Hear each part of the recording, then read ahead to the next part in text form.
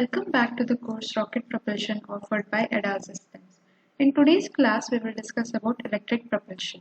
So the index for the today's class is, first we will discuss about some background of electric propulsion, that what exactly electric propulsion implies, then what all propulsion devices are included under this category of electric propulsion, and various applications of using this electric propulsion devices. Then we will discuss in detail about some electrothermal thrusters, that is how electrothermal devices are used to generate thrust, then what are various categories under electrothermal thrusters, and same for the non-thermal electrical thrusters.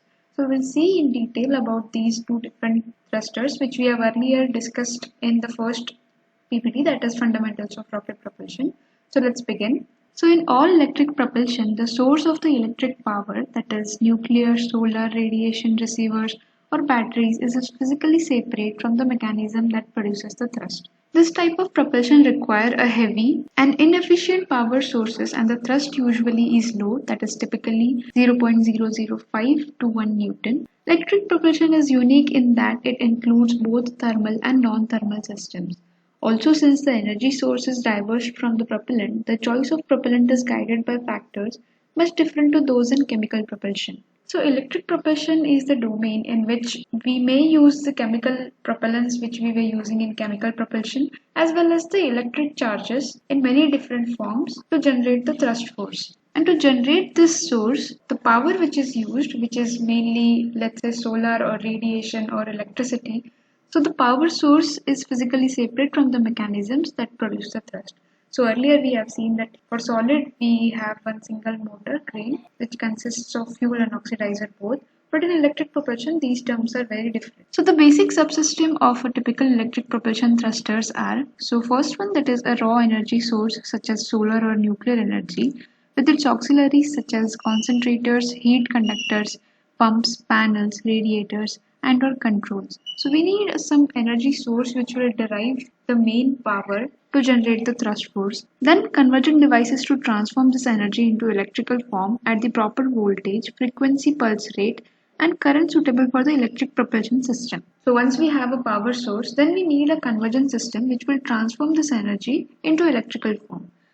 Then we need a propellant system for storing, metering and delivering the propellant. So propellant is necessary because something has to burn and the thrust force has to be created.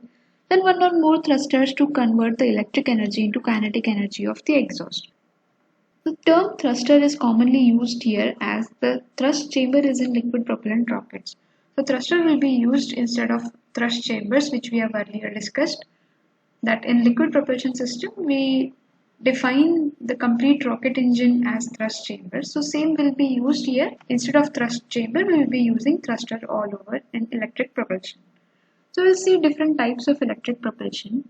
So from among the many ideas and designs of electric propulsion devices reported to date, one can distinguish the following three fundamental types, that is electrothermal, electrostatic and electromagnetic. So in electrothermal, the propellant is heated electrically and expanded thermodynamically.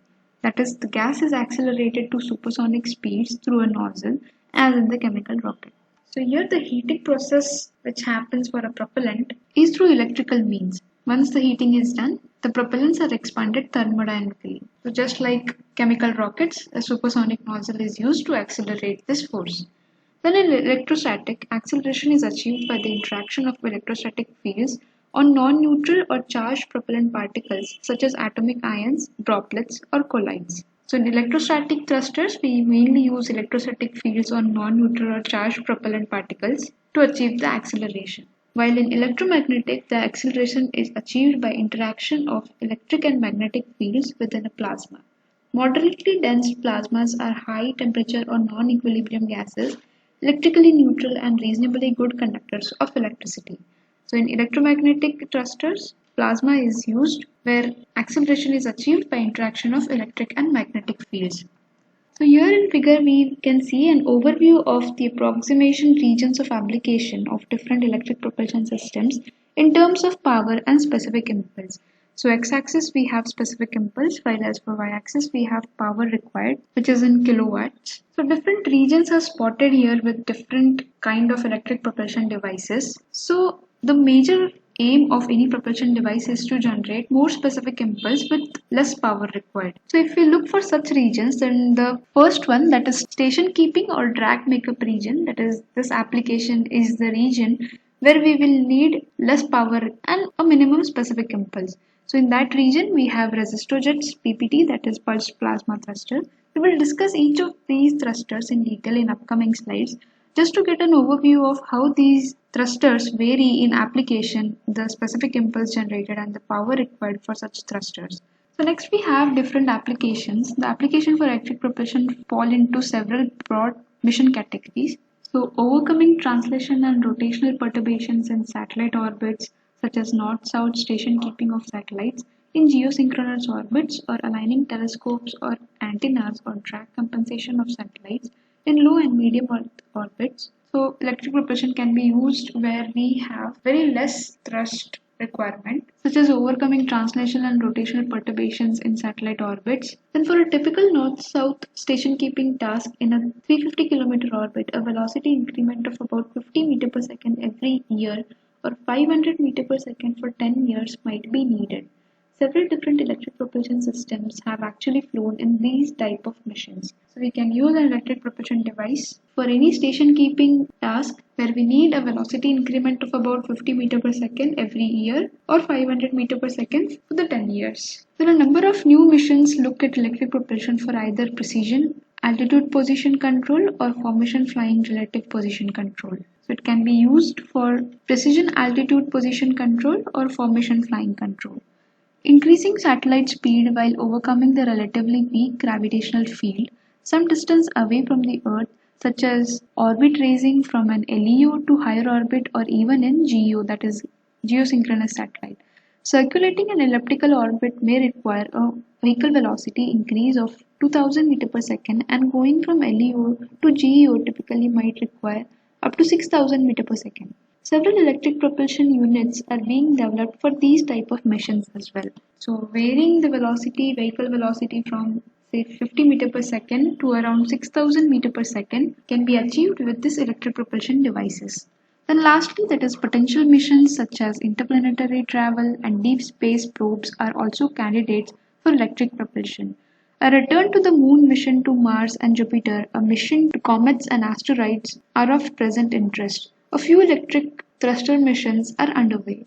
So for station keeping or for altitude position control, transforming from one orbit to other orbit, or for some interplanetary missions, so based on the problem type, we can use the electric propulsion devices. Then let's start with electrothermal thrusters. So what are electrothermal thrusters? So here electrical energy is used to heat the propellant, which is then thermodynamically expanded through a nozzle. So we'll see electrothermal thrusters, which has two types, that is resistojets and arc jets. So resistojet is in which components with high electrical resistance dissipate power and in turn heat the propellant largely by convection. While as in arc jet, current flows through the bulk of the propellant gas which has been ionized in an electrical discharge. So these are the two basic types of electrothermal thrusters where electrical energy is also used along with the thermodynamic energy. That is how we are heating the gas differs this resistojet and arc jet. So first we will discuss about resistojets. So these devices are the simplest type of electrical thruster because the technology is based on conventional conduction, convection and radiation heat exchange. The propellant is heated by flowing over an ohmically heated refractory metal surface, such as coils of heated wire, through heated hollow tubes, overheated knife blades, and overheated cylinders. Power requirements range between 1 watt and several kilowatts. A broad range of terminal voltage, AC or DC, can be designed for, and there are no special requirements for power conditioning. So this is a basic conventional type of configuration which was first discovered, which came into category of electrothermal thrusters because already theory of conduction, convection and radiation heat exchange was available. So based on that, these kind of propulsion devices were generated. Material limitations presently cap the operating temperatures to under 2700 Kelvin, yielding maximum specific impulses of about 300 seconds. The highest specific impulse has been achieved with hydrogen because of its lower molecular mass, but its low density caused propellant storage to be bulky, that is cryogenic storage being unrealistic for space mission. Since virtually any propellant is appropriate, a large variety of different gases has been used, such as O2, H2O, CO2, NH3, CH4, and N2. So this is the basic fundamentals of resistor We will discuss more in detail here. So resistor have been proposed for a manned long duration deep space mission where the spacecraft's waste products, example H2O or CO2, could then be used as propellants. So here the figure to the right explains clearly how a resistor jet works. So we have a propellant storage tank in our rocket where we have stored our propellant. Then we are allowing this propellant to flow in one direction where we are exciting this propellant using a heating element. So we have discussed many different heating elements are present to do this excitation of propellants, that is thermal excitation. Then once they are excited or they are heated, then they are expanded to the nozzle which we see here, and thus the thrust is generated. So in common with nearly all electrical propulsion systems, resistor jets have propellant feed systems that has to supply either gas from high pressure storage tank or liquid under zero gravity conditions. Engineering considerations in the development of these rockets include intermittent heat transfer from the heating element to the propellant, conduction and radiation losses from the chamber, the capability of materials to withstand the hot environment, and the heat capacity of the propellant. So these are the limiting factors for resistor jets to use.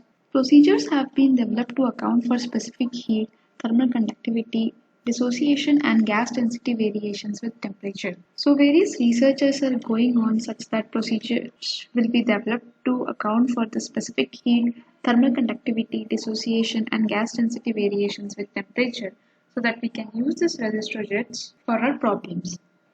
High temperature materials used for resistance element include rhenium and refractive metals and their alloys, for example tungsten, tantalum, molybdenum, platinum, stabilized with yttrium and zirconia as well as cements.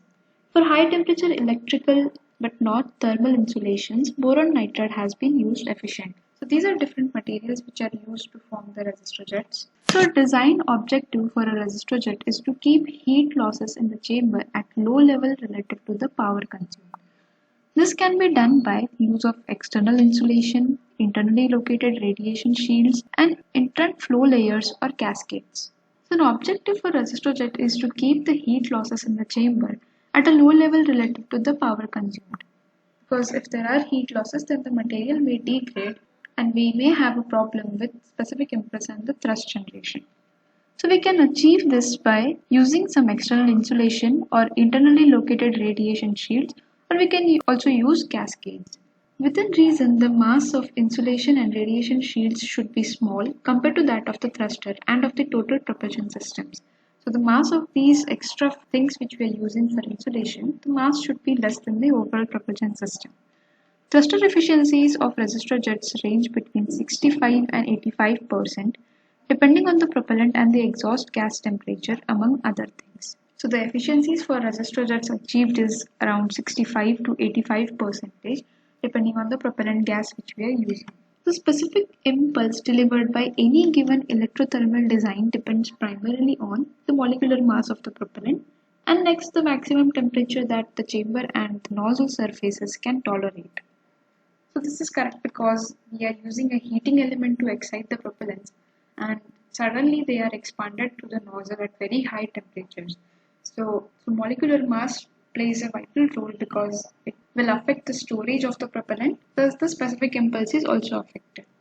So even with its comparatively lower values of specific impulse, the resistor jet's superior efficiency contributes to far higher values of thrust to power ratio than any of its competitors. The thrust to power ratio of resistor jets is so high that even the drawback of its efficiency fights with its competitors. Additionally, these engines possess the lowest overall system empty mass since they do not require a power processor and their plumes are uncharged, thus avoiding the additional equipment that iron engine requires. Since we do not need an extra power source in resistor jets, so the overall engine possesses the lowest overall system empty mass and their plumes are also uncharged. Resistor jets have been employed in Intelsat V, Satcom 1R, GOMS, Meteor 3-1, G-Star 3 and Iridium spacecraft. They are most attractive for low to modest levels of mission velocity increments where power limits, thrusting times and plume effects are mission drivers. So this was all about resistor jets. Next we will start about arc jets. The relative simplicity of the physical design masks its rather complicated phenomenon in arc jets. The arc jet overcomes the gas temperature limitations of the resistor jet by the use of an electric arc for direct heating of the propellant stream to temperatures much higher than the wall temperatures. The arc stretches between the tip of a central cathode and an anode, which is part of the coaxial nozzle that accelerates the heated propellant. These electrodes must be electrically insulated from each other and be able to withstand high temperature. At the nozzle, it is desirable for the arc to attach itself as an annulus in the divergent portion just downstream of the throat. The phenomena in arc jet is complicated, but the design which it uses is relatively simple. So the gas temperature limitations which we saw in resistor jets has overcome in arc jet by use of an electric arc for direct heating of the propellant stream to temperatures much higher than the wall temperatures. So direct heating is given for the propellant and as an arc is created between the cathode tip and annular region of the anode inside the chamber. In reality, arcs are highly flammatory and tend to heat only a small portion of the flowing gas unless the thrust dimension is sufficiently small. Bulk heating is done by mixing, often with the aid of vortex flow and turbulence. So these arcs mostly they heat a small portion of the flowing gas. So if you want more of the gas to be heated, then the throat dimension has to be optimized such that it is kept small. So all the flow of the propellant which is entering the chamber it will be heated. But we cannot go for a small dimension of throat, so instead we go for bulk heating using mixing or with the help of vortex flow and turbulence. Arcs are inherently unstable, often forming pinches and wiggles. They can be somewhat stabilized by an external electric field or by swirling vortex motion in outer layers of the gas flow. The analysis of arc jets is based on plasma physics as it applies to a moving ionized fluid. The conduction of electricity through a gas requires that a certain level of ionization must be present. So this ionization must be obtained from an electrical discharge, that is the breakdown of the cold propellant resembling a lightning discharge in the atmosphere, but unlike lighting a power supply may feed the current in a continuous or pulsed fashion. To start an arc jet, a much higher voltage than necessary for operation has to be applied momentarily in order to break down the cold gas. Some arc jets require an extended initial burn-in period before stable, consistent running ensures. Because the conduction of electricity through a gas is inherently unstable, arcs require an external ballast resistance to allow steady-state operation. So, if we want to start an arc jet, then we need much higher voltage than necessary for operation to apply it for momentarily to break down the cold gas. And also some arc jets which use different kind of propellants, they need an extended initial burn-in period before stable consistent running of the arc jet. So about 10 to 20% of the electric power input is usually dissipated and radiated as heat to space or transferred by conduction from the hot nozzle to other parts of the system. Arc jets, however, are potentially more scalable to large thrust levels than other electric propulsion systems. Generally, arc jets exhibit about 6 times the thrust to power ratio of a resistor jet because of their increased specific impulse coupled with relatively low values of efficiencies. Arc jets have another disadvantage in that the required power processing units are somewhat more complex than those of resistor jets due to the complexity of arc phenomenon. So these are some of the advantages and disadvantages of arc jets. And the analytical description of arc jets is given here. That is, first, the energy input occurs largely in the small diameter laminar flow arc region within the throat of the nozzle.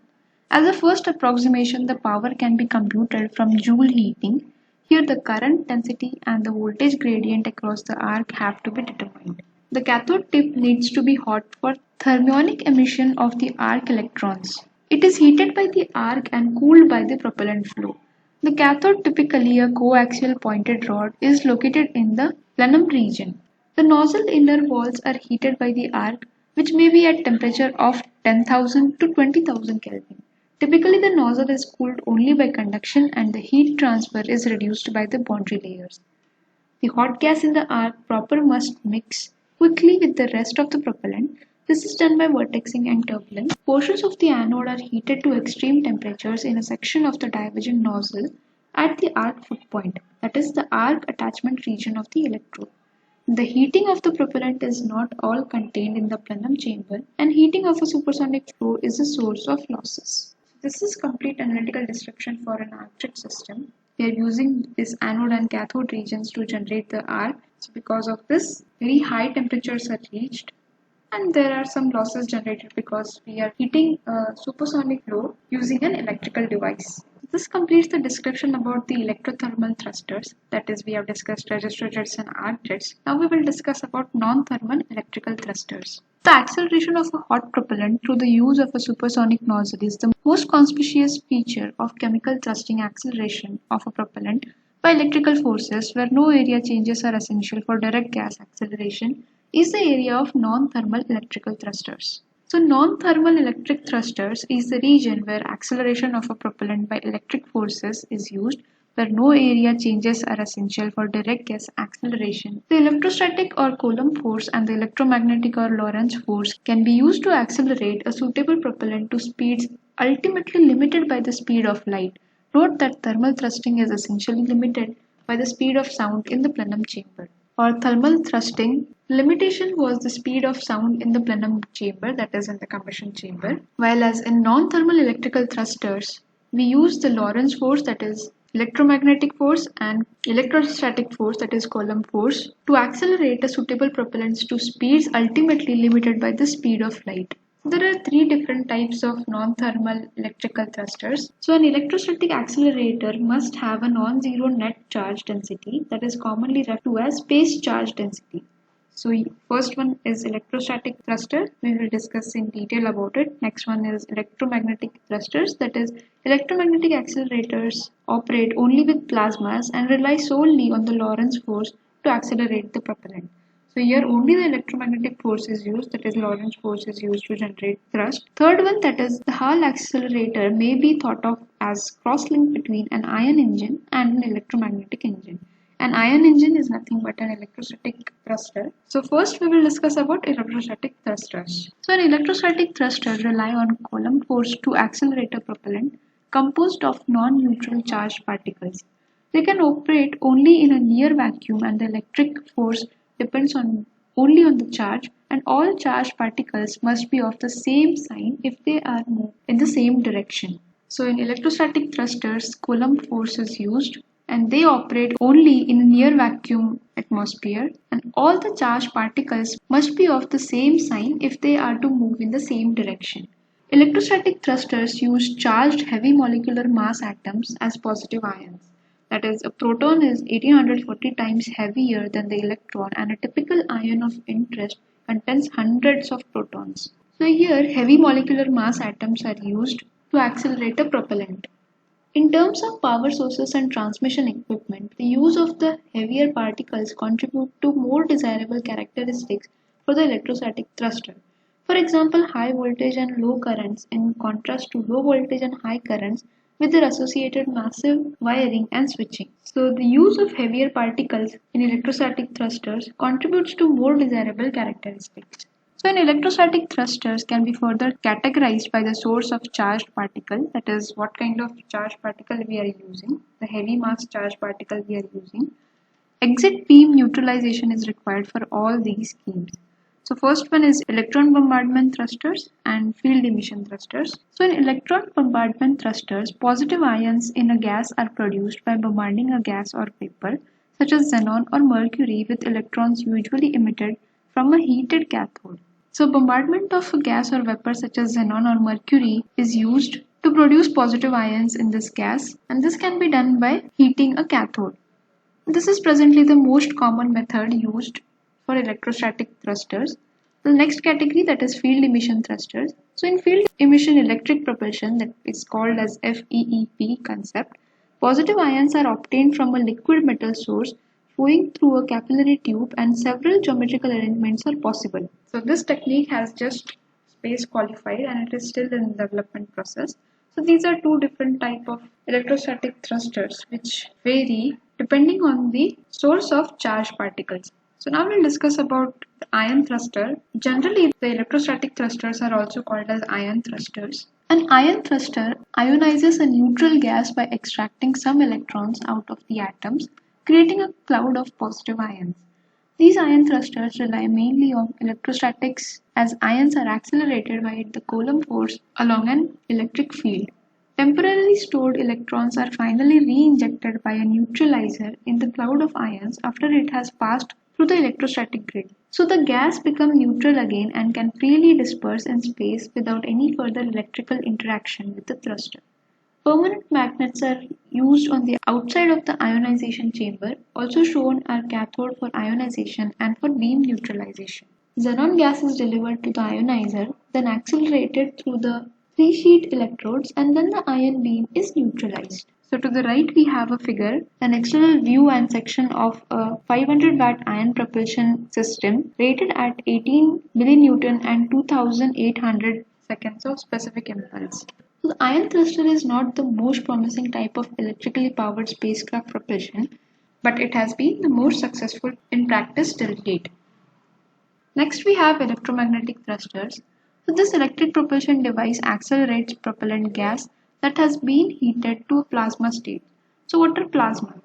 Plasmas are a mixture of electrons, positive ions and neutral atoms of molecules that readily conduct electricity at temperatures usually above 5000 Kelvin. According to electromagnetic theory, whenever a conductor carries a current perpendicular to a magnetic field, a body force is exerted on the conductor in a direction at right angles to both the current and the magnetic field.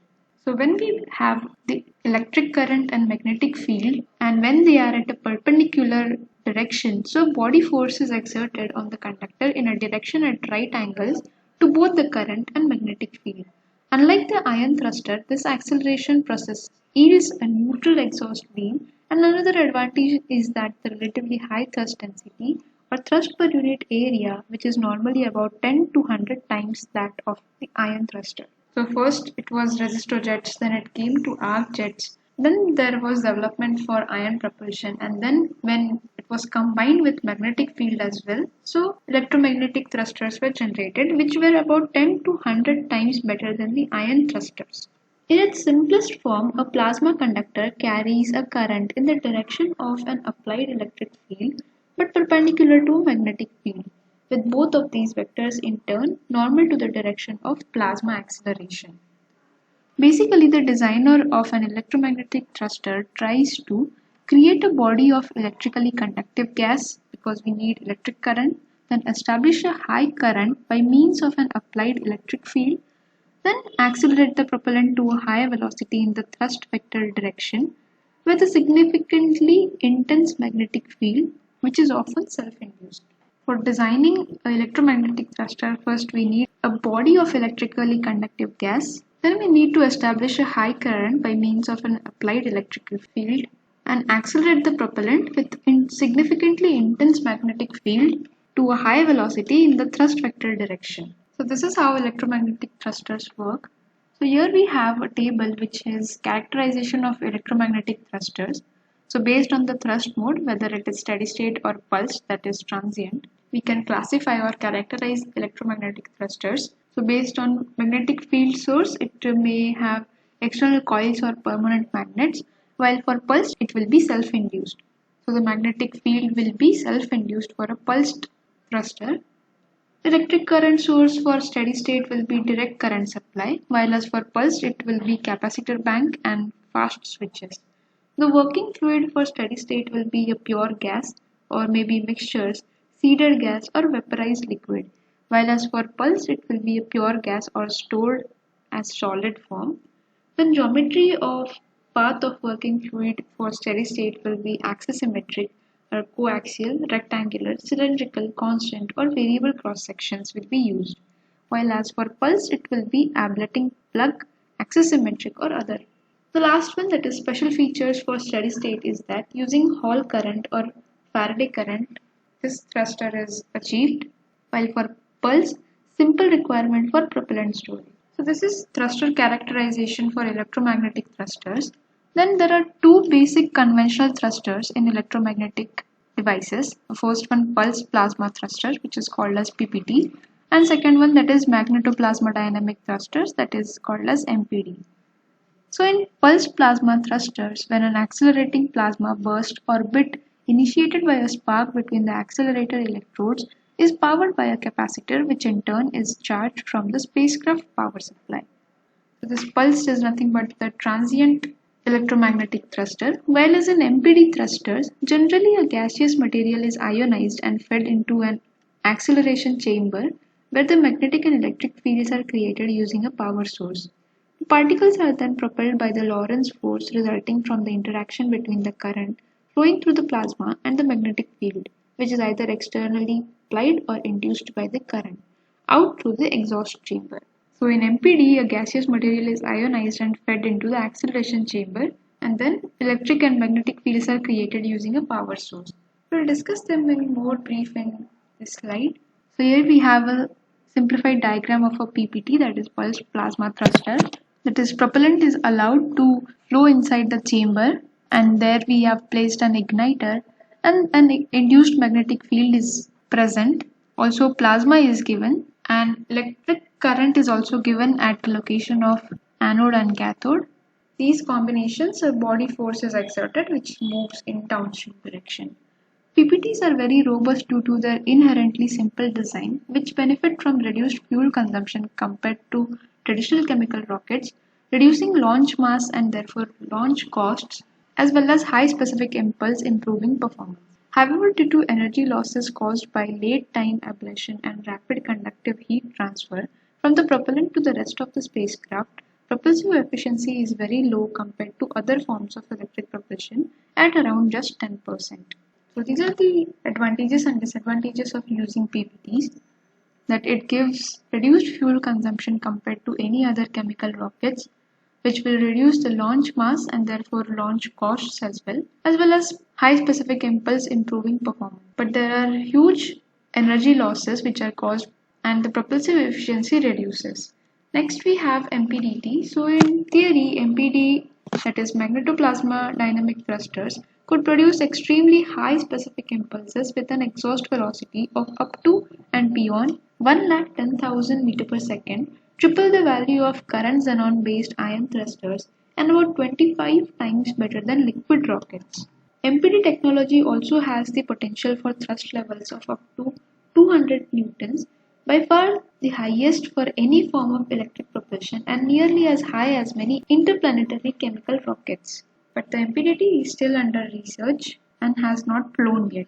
But it has very good advantages over the ion thrusters as well as the PPD thruster.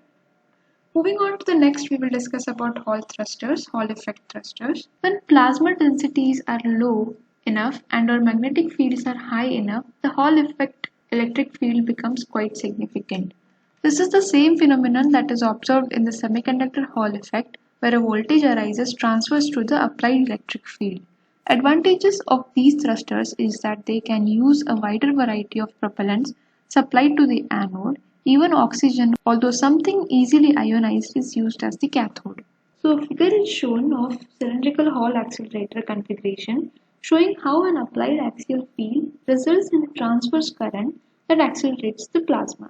So Hall thrusters have flown in the European Space Agency's Smart 1 mission and are being implemented for orbit raising and station keeping on geostationary satellites. The highest power Hall effect thruster in development is the University of Michigan's 100 kilowatt X3 nested channel Hall thruster, which is approximately 80 cm in diameter and weighs around 230 kg and has demonstrated a thrust of 5.4 newtons. Other high-power thrusters include NASA's 40 kilowatt Advanced Electric Propulsion System, which is called as APS, meant to propel large-scale science missions and cargo transportation in deep space.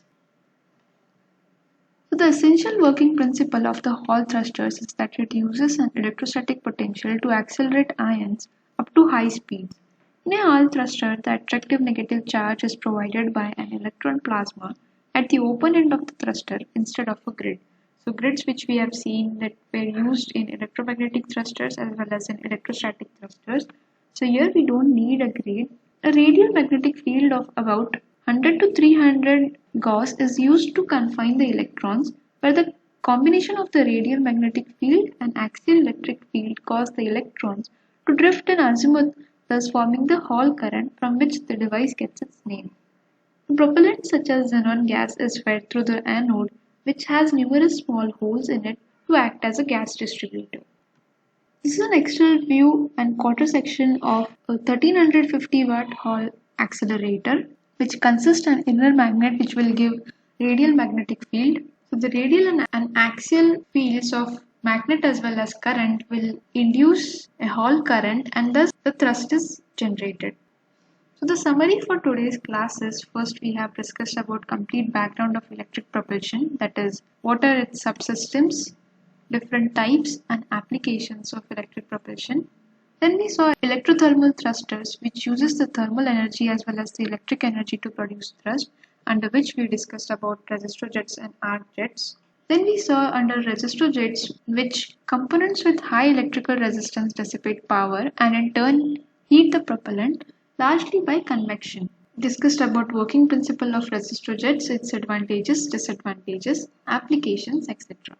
Same for arc jets, in which current flows through the bulk of the propellant gas which has been ionized in an electrical discharge to generate the thrust. So we discussed about it, working principle, advantages, disadvantages, applications, etc. Then we saw about non-thermal electrical thrusters, where the electrostatic or the Coulomb force and the electromagnetic or the Lorentz force is used to accelerate a suitable propellant, under which we discussed about electrostatic, electromagnetic and Hall effect thrusters.